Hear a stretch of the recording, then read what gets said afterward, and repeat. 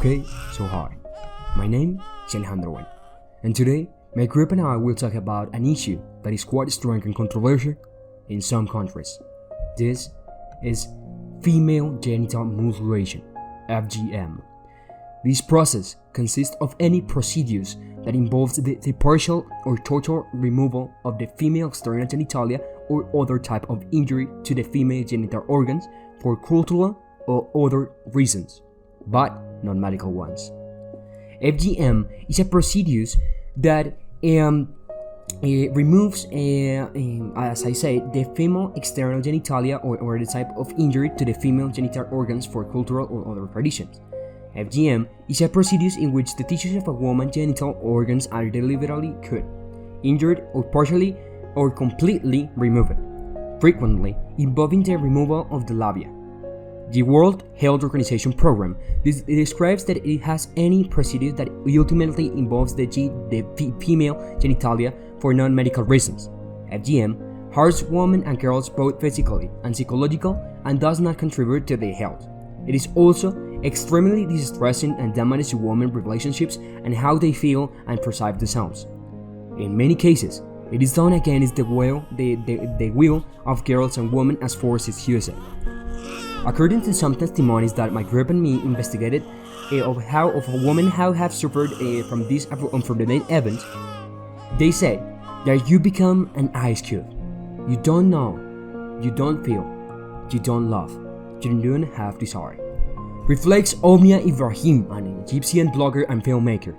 Omnia has spent her entire life, adult life, battling the physiological impact of FGM. She said, I was taught that my body means sexuality, and that sexuality is a sin. To my mind, to my body, had become a curse, said Omnia. I struggle with my strokes about sexual orientation. How old I know? I always used to wonder, do I hate sexuality because I was taught to be afraid of sex, or do I really don't care? Says Omnia. In Kenya, Bishara told the BBC how was the day she was mutilated for other 4 girls that unfortunately suffered the same fate. She said, they blindfolded me. A woman tied my hands behind me, they sprayed my legs, and grabbed me by the lips, he recalled. After a few minutes, I felt sharp pain.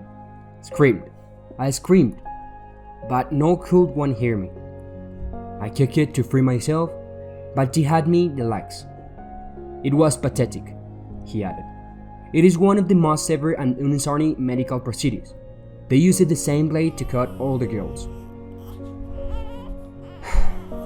This is a very, very sad process that we have to get down. She said, the next girl, and they broke another.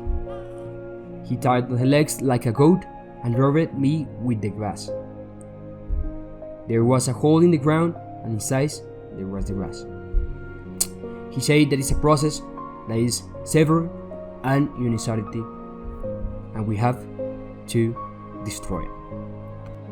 Although FGM is illegal in many countries, it is still routinely practiced in parts of Africa, Asia, and the Middle East, and in other parts of the world, where immigrant communities from countries where FGM is common life. More than 200 million girls and women are believed to have been victims of some form of FGM, but the rates of FGM are increasing as a consequence of the growth of the world population. Girls and women who have undergone female genital mutilation live mainly in sub-Saharan Africa and the Arab states, but female genital mutilation is also practiced in some countries of Asia, Eastern Europe, and Latin America. The report estimates that 58% of Liberian women have undergone genital mutilation, and that twice as many women and girls from poor households are more likely to experience the practice than those from better off families. Although it seems that female genital excision is decreasing throughout the world, the same is not the case in Guinea, where this practice is common in all regions and among all ethnic, religious, and social groups, said the United Nations High Commissioner United for Human Rights Said Raad Al Yushin. Types 1, 2, and 3 of female genital mutilation are documented in 28 countries in Africa and in some countries in Asia and the Middle East. Some forms of female genital mutilation are also reported in other countries, particularly among certain ethnic groups in Central and South America. Increasing migration has increased the number of women and girls living outside their country of origin who have been subjected to or are at risk of female genital mutilation. 69% of women between the ages of 20 and 24 underwent excision before they were 10 years old. In 7 countries, the prevalence is almost universal. More than 85%. 4 countries have a high prevalence of 60 to 85%. In 7 countries, a median prevalence of 30-40% is observed. And in the remaining 9 countries, it is observed a low prevalence ranging between 0.6% and 28.2%. However, national average masks to open prominent variation in prevalence in different parts of most countries. During the demonstration of the statistics, the types of female genital mutilation were mentioned. These ones are, I warn, these images might be disturbing. Type 1. Clitoridectomy. It is the total or partial removal of the clitoris and the skin that surrounds it. Type 2. Excision. The partial or total removal of the clitoris and the labia minora or inner folds of skin that surround the vagina. Type 3. Infibulation. Cutting or reposing the labia minora and majora, which are the outer folds that surround the vagina. This often includes narrowing of the vaginal opening. With infibulation, women's labia minora and majora are often clitoris are cut off. Not only this practice is extremely painful and distressing, it also carries a permanent risk of infection. Reducing the opening of the vagina leaves women with a small hole through which menstrual flow and urine must pass. Infibulation often involves reducing the opening of the vagina. In fact, the opening can become so small that it needs to be cut before intercourse can occur, or when the woman will deliver, which often leads to complications that can harm both mother and baby. Type 4. This covers procedures such as piercing, incising, scraping, and cauterizing clitoris or genital area. How does FGM affect the health of women and girls? FGM has serious consequences for the sexual and reproductive health of girls and women. The repercussions of FGM depend on several factors, such as the type that is practiced, the expertise of the person who performs it, the hygienic conditions in which it is carried out, the degree of resistance, and the general state of health of the girl or woman undergoing the procedure. Complications can appear in all types of FGM but are more frequent in infibulation. Immediate complications include acute pain, shock, hemorrhage, tetanus, or infection, urine retention, ulceration of the genital area, and adjacent tissue injury, wound infection, urine infection, fever, and septicemia. Bleeding and infection can be so severe that it can lead to long-term consequences include anemia, formation of cysts and abscesses, formation of keloid tissue, damage to the urethra leading to urinary incontinence, dyspareunia, painful intercourse, Sexual dysfunction, tenderness of the genital area, increased risk of HIV transmission, complications during childbirth, and psychological effects. What is the origin of this practice? The origins of this practice are unclear. They predate the birth of Christianity and Islam. Some Egyptian mummies are said to have exhibited FGM traits. Historians such as Herodotus assure that in the 5th century before Christ, the Phoenicians, the Hittites, and the Ethiopians practiced circumcision. There are also documents detailing that in tropical Africa and Philippines, certain tribes in the upper Amazon, women from the Arunta tribe of Australia, and certain early Romans and Arabs practiced circumcision rites. As recently as the 1950s, clitoridectomy was performed in Western Europe and the United States to treat what was perceived as a medical condition: hysteria, epilepsy, mental disorders, masturbation, nymphomania, and the melancholy. In other words, many different people and societies throughout the centuries and on all continents have followed the practice of FGM.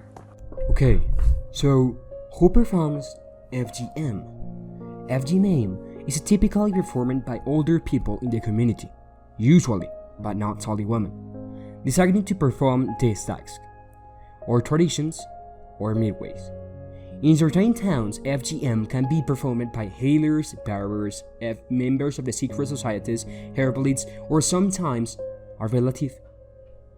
In some cases, it is medical professionals who perform the FGM. This is called the medicalization of FGM according to the recent UNFPA estimates. Approximately 1 of the 5 girls undergoing FGM was ablated by qualified healthcare provider. In some countries, the figure can rise to 3 out of 4 girls according to an estimate from demographic and health surveys and multiplied in the carrier surveys that the countries made according to the majority of the FGM cases. Egypt have a 38% make it and participated by a health personnel. Sudan 67%, Kenya 50%, Nigeria 30%, and Nigeria 15%. What instruments are actually used to practice FGM? FGM is performed with special knives, scissors, scalpels, pieces of glass, or plates. They do not usually use anesthetic or antiseptic unless the producer is tried by out medical professionals. In communities where inflation is practiced, girls have their legs tried to immobilize them to 10 and 14 days to allow scar tissue to form. Why actually is FGM practiced? In each of the societies in which female genital mutilation is practiced, it is a reflection of a deplorable manifestation or gender inequality. Where is practiced and what is spread? FGM is supported by both men and women, who generally do not know question it is anyone who debates from the norm can face conviction, harassment, and ostracism. It is difficult for families to live the practice without the support of the rest of the community. In fact, it is often practiced even with the knowledge that it inflicts harm on girls, because it considers that the social benefits are higher than disadvantages.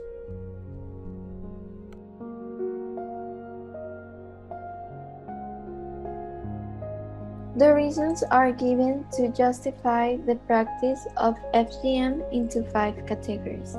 Psychosexual reasons. FGM is performed as a way to control a woman's sexuality, which is sometimes believed to be insatiable if part of the genitals, especially the clitoris, is not removed. It is though to ensure virginity before marriage and fidelity afterward, and to increase male sexual pleasure. Sociological and cultural reasons. FGM is seen to be part of an initiation rite that marks the transition from girl to woman. and as an intrinsic part of the cultural heritage of the community. Sometimes myths about female genitalia, for example, that an unremoved clitoris will grow to the size of a penis, or that FGM will increase fertility or help the survival of the child, perpetuate the practice. Hygienic and aesthetic reasons. In some communities, the external female genitalia is considered dirty and ugly, and is conspicuously removed to promote hygiene and aesthetic appeal. Religious reasons. Although neither of Islam or Christianity approve of FGM, a supposed religious doctrine is often used to justify the practice. Socioeconomical factors. In many communities, FGM is a prerequisite to marriage, where women are highly dependent on men. Financial need can be a powerful driver of the procedure. Sometimes FGM is a prerequisite for obtaining the right of inheritance. It can also be a great source of income for professionals. The Universal Declaration of Human Rights, the cornerstone of human rights system, affirms that all human beings are born free and equal in dignity and rights. It protects the right to security of people and the right to not be subjected to cruel, inhuman, or degrading treatment, rights that are directly applicable to the practice of female genital mutilation. In general, the traditional interpretation of these rights has not included forms of violence against women, such as domestic violence or female genital mutilation. This stems from the widespread misconception that states are not responsible for human rights abuses committed at the home or community level. Likewise, it violates the rights to health, security, and physical integrity, the right to not be subjected to torture and cruel, inhuman, degrading treatment, and the right to life in cases the procedure ends up causing death. In our personal opinion, we consider that it is reprehensible practice, it is an idea with a clear retrograde mentality, and that it is absolutely violating the human rights of women regardless of the time in which it was carried out. We sincerely consider that it is a practice that unfortunately was a cause of death and suffering for many women. It's an issue which causes feelings of sadness and disappointment in the face of the fact that once these women suffered in such a way that many extremely important things of their life have been denied to them. Sexuality putting their health at risk and threatening their freedom through physical and emotional torture. What happens to any of us has an effect on all the others.